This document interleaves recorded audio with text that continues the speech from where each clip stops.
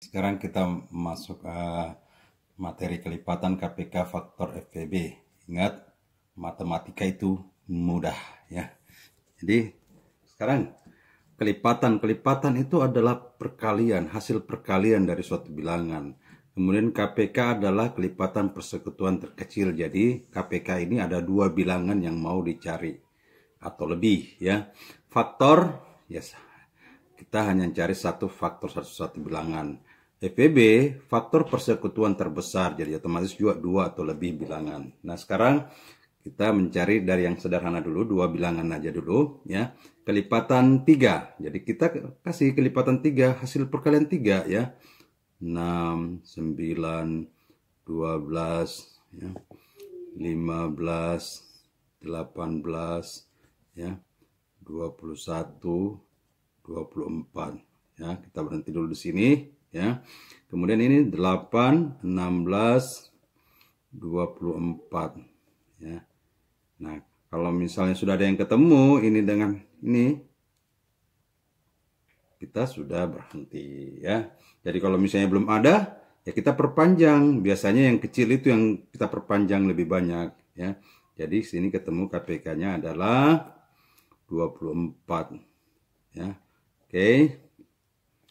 Ya. Sekarang faktor itu adalah pembagi. Jadi bilangan yang bisa membagi bilangan 8, bilangan yang bisa membagi bilangan 28 ya.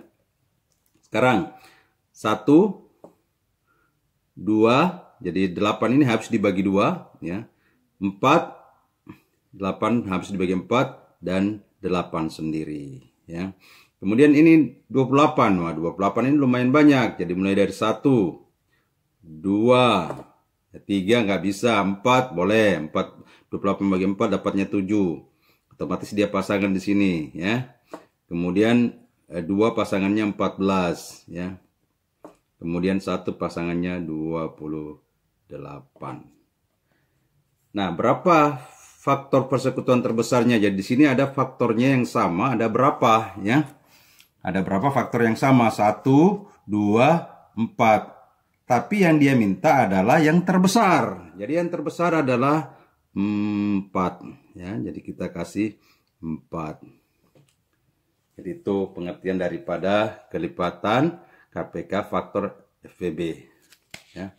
Sekarang tentukan KPK dan FPB dari 36 dan 48.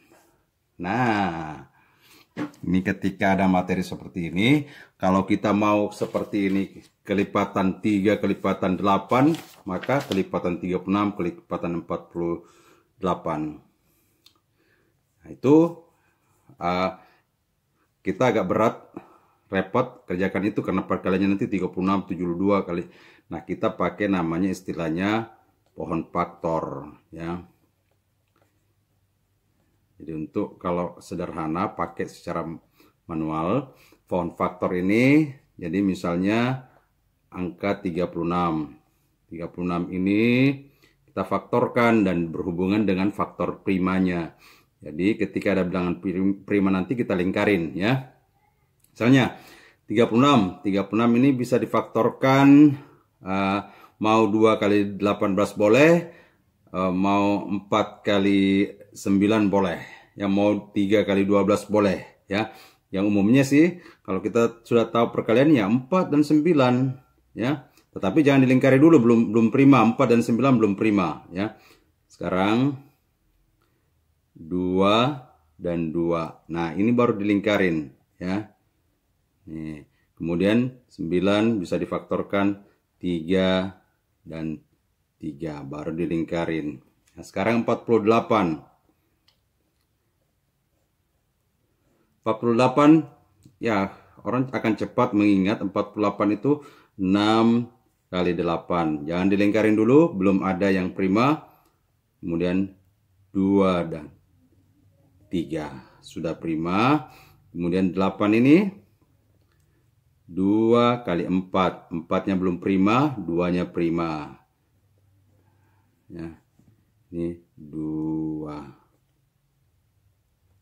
Ya. Oke.